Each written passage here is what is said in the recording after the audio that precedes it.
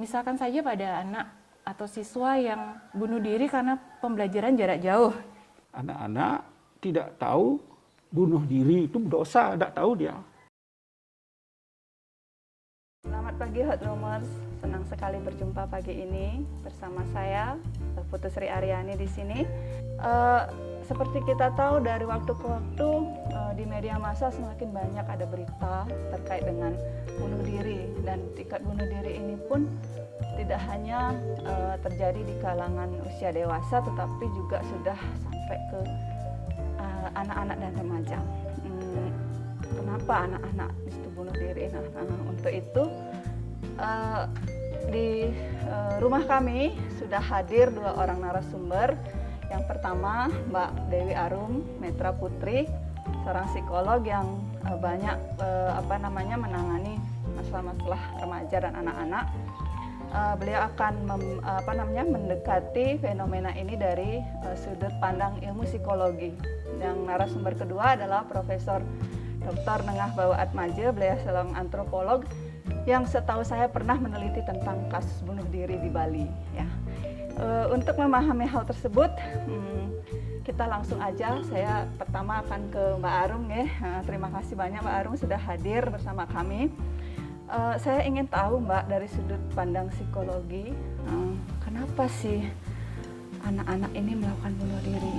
Apa penyebabnya? Kemudian kalau memang ini di secara teori ada, siapa dan atau remaja yang bagaimana sih yang rentan melakukan tindakan bunuh diri? Silakan Mbak. Oke, terima kasih atas waktunya. Saya juga senang sekali ya diundang hari ini. Sedikit banyak bisa share tentang fenomena yang belakangan ini juga banyak ya muncul dan kita ketahui di berbagai daerah juga di Indonesia. Saya berangkatnya dari faktor resikonya dulu ya, bahwa ada memang sekelompok atau individu-individu yang sudah memiliki istilahnya risiko untuk kemudian memutuskan melakukan bunuh diri. Seperti misalkan saja orang yang mengalami depresi. Orang yang mengalami depresi kita tahu ciri-cirinya seperti dia menarik diri dari kehidupan sosial, menyendiri, kemudian perasaan sedih yang sangat kuat dan berkepanjangan gitu, merasa kesepian dan lain sebagainya itu ya. Kemudian ada juga kelompok-kelompok individu yang memang dia mengalami masalah secara psikologis atau gangguan psikologis seperti masalah kepribadian. Bisa jadi dia sangat perfeksionis, paranoid gitu. Nah, itu adalah kelompok orang-orang yang rentan gitu untuk bisa memutuskan melakukan bunuh diri. Juga ada kepribadian, mungkin kalau di sekitar kita melihat orang yang misalkan saja dia seperti hilang harapan, hopeless, kemudian merasa kesepian, juga seperti tidak punya harapan, tidak bisa menemukan jalan keluar atas permasalahan yang dia hadapi. Nah, itu juga rentan untuk melakukan tindakan bunuh diri. Nah, apa penyebabnya? Kita bisa kaitkan dengan faktor risiko itu. Ketika faktor risiko ini kemudian bertemu dengan satu kondisi, satu stimulus yang pada satu waktu sudah memuncak, nah itu menjadi stresor yang sudah tidak tertahankan bagi individu yang bersangkutan sehingga memutuskan untuk melakukan tindakan tersebut gitu ya. Misalkan saja pada anak atau siswa yang bunuh diri karena pembelajaran jarak jauh. Apakah kita bisa langsung menarik kesimpulan bahwa karena pembelajaran jarak jauh siswa ini bunuh diri gitu? Tentu tidak ya. Ada dinamika yang terjadi gitu pada diri anak secara internal. Apakah dia merasa bahwa dia tidak bisa beradaptasi dengan metode pembelajaran itu, kemudian support dari keluarganya bagaimana ketika dia tidak bisa mengerjakannya, orang tuanya bagaimana supportnya, bagaimana keterlibatannya, sejauh mana orang tua peduli bahwa anaknya mengalami kesulitan. Kemudian gurunya, pembelajaran jarak jauh ini kan tidak berarti guru hanya memberikan tugas. Ya, itu konsep yang selama ini banyak kita temui gitu. Padahal transfer of knowledge itu tetap diperlukan, walaupun tidak setiap hari gitu. Ini membuat individu atau siswa itu merasa lebih percaya diri ketika dia diberi tugas. Oh, sudah dijelaskan tadi gitu. Dan dia pun tidak boleh memutus istilahnya kontak sosial dengan teman-temannya juga gitu. Walaupun tidak bisa bertatap muka, nggak bisa kumpul-kumpul di kantin dengan teman-temannya ya. Tetapi dia tetap harus bisa bersosialisasi dengan cara misalnya melalui WA gitu. Jangan biarkan anak ini berjuang sendirilah istilahnya. Dan orang tua pun kalau alasannya saya nggak ngerti materinya, jadi saya nggak nemenin dia belajar gitu. Bukan hanya itu kok yang diperlukan oleh anak gitu. Dia perlu dukungan dan penguatan juga. Solusi apa yang bisa diberikan oleh orang tua gitu. Ya. Dan hal-hal seperti itu yang kemudian ketika tidak terpenuhi itu menjadi stresor bagi anak. Dia merasa berjuang sendiri, dia merasa gak ada yang bantu, helpless tadi ya. Kemudian kalau saya nggak mengumpulkan ini, saya nanti nggak bisa ikut ujian, wah semakin panik lagi gitu. Dan dia mempersepsi bahwa lingkungan sekitarnya tidak support gitu. Akhirnya apa? Ya sudah, saya mengambil tindakan ini karena mungkin ini adalah jalan yang terbaik untuk menyelesaikan masalah ini gitu. Bagi saya dan bagi semua orang. Jadi pikirannya memang sudah untuk mengakhiri hidupnya. Jadi ada faktor risiko, kemudian ada stressful life event juga yang menjadi trigger ya atau pemicu sehingga perilaku itu terjadi. Lumayan ya, kompleks juga ya. Iya, Tidak ketika seseorang bunuh diri tidak hanya penyebabnya si A, B, C gitu ya. Jadi ternyata ada berbagai pihak yang ikut juga mendorong kenapa anak itu, ada berbagai penyebab, tidak satu penyebab saja ya, tidak satu penyebab tunggal saja yang menyebabkan anak itu bunuh diri. Oke, berarti ternyata anak yang bunuh diri itu penyebabnya itu tidak tunggal, ada banyak faktor yang menyebabkan dari luar dari kepribadiannya. Mungkin dia perfeksionis sehingga ketika dia gagal pada satu hal kemudian dia merasa itu akhir dari segalanya gitu ya, karena dia terbiasa memperoleh nilai yang terbaik misalnya, tapi kemudian ketika gagal tidak ada orang-orang yang membangkitkan lagi bahwa sebenarnya dia mampu gitu. Dan dari pihak guru ataupun lingkungannya pun juga tidak memberikan penguatan atas apa yang dia capai selama ini gitu. Oke, jadi faktornya banyak banget Mbak Arum ya. Selain faktor lingkungan juga macam-macam. Nah, seperti yang kita amati juga, penyebab bunuh diri itu kadang-kadang bagi beberapa orang itu sangat sepele. Misalnya dia minta uang pulsa untuk beli paket, mungkin untuk belajar online tidak bisa, atau ingin punya HP untuk memperlancar dia bersosialisasi. Nah, ini kan kita bisa sebut juga ada faktor ekonomi di situ. Ya, kemudian ada juga tadi orang tua, masyarakat sekitar. Nah, kalau menurut sudut pandang antropologi itu seperti apa, Prof? Karena tadi ada hal-hal yang penyebabnya sangat sepele bagi sebagian orang, mungkin bagi anak tersebut adalah hal besar. Itu seperti apa, Pak Prof? Ya, terima kasih. Ya, saya gembira untuk bisa ikut nimbrung dalam diskusi ini. Nah, kalau tadi kan sudah bunuh diri dilihat dari dimensi psikologi, saya kira itu sudah bagus sekali.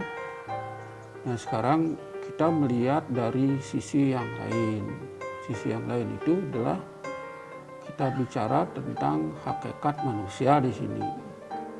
Nah, hakikat manusia itu ada 3 dulu.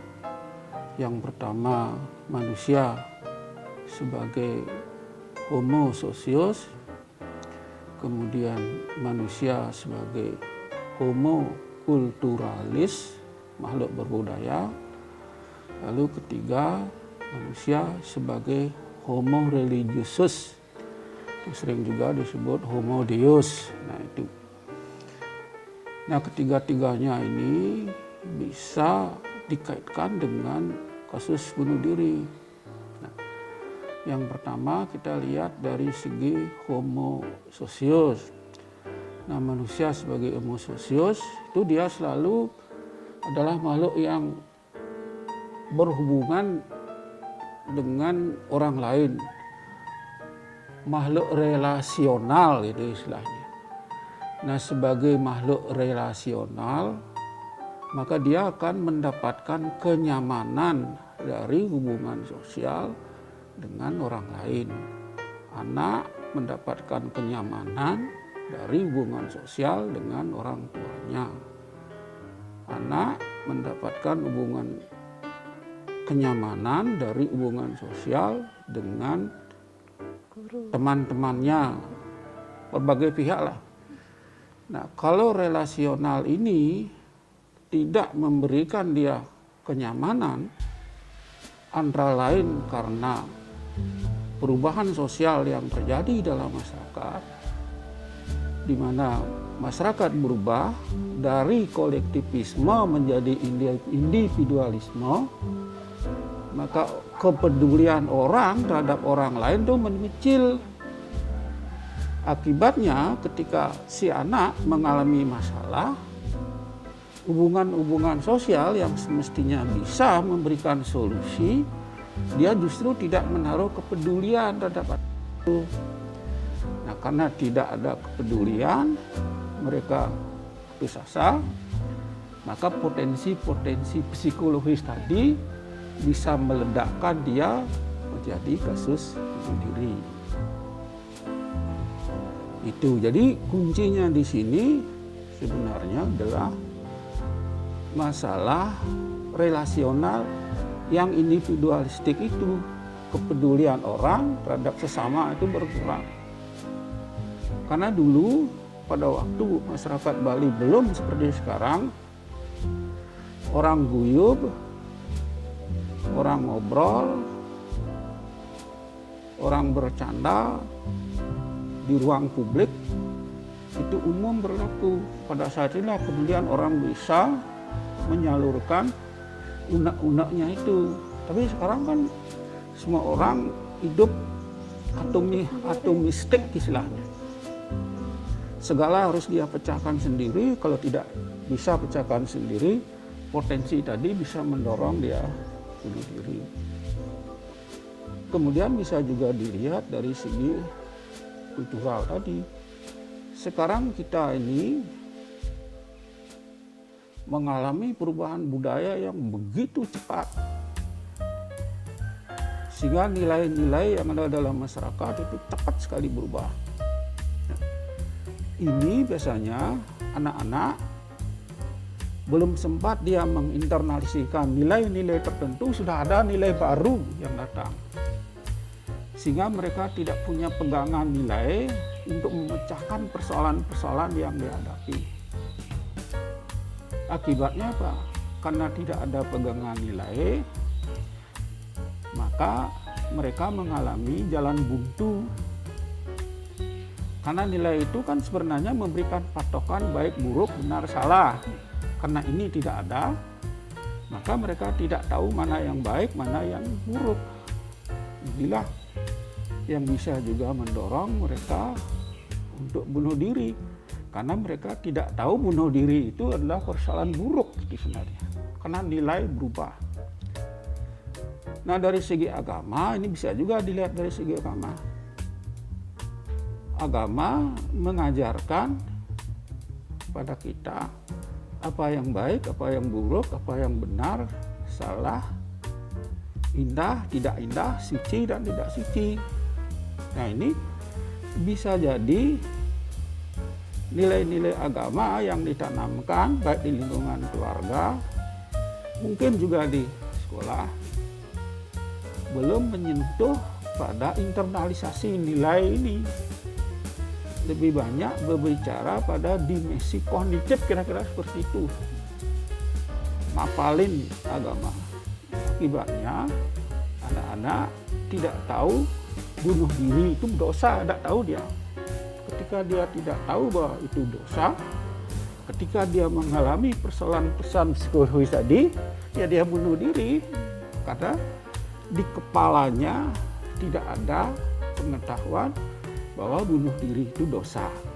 Jadi tiga-tiganya itu bisa saling berkontribusi memperkuat dimensi psikologis bagi seseorang bunuh diri. Itu prinsip dasar. Jadi banyak yang bergeser. Jadi dalam konteks sosial budaya itu terjadi banyak pergeseran yang begitu cepat sehingga menyebabkan anak-anak juga kebingungan untuk mengambil nilai yang mana yang bagus untuk dirinya. Jadi ini masuk juga ke persepsi diri jadinya Mbak Arum ya, karena ada pergeseran nilai relasional di masyarakat dari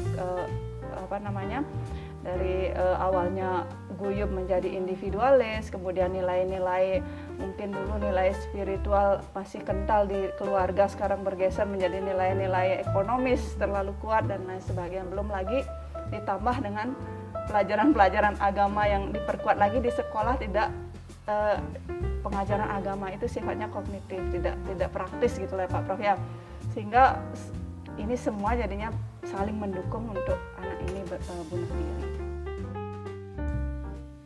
Seorang anak, saya pikir di usia berapapun itu tetap membutuhkan orang tuanya dengan porsinya masing-masing gitu ya. Bisa membelikan HP yang bagus, bisa memberikan semua sepeda motor yang bagus, dianggap persoalannya sudah selesai gitu.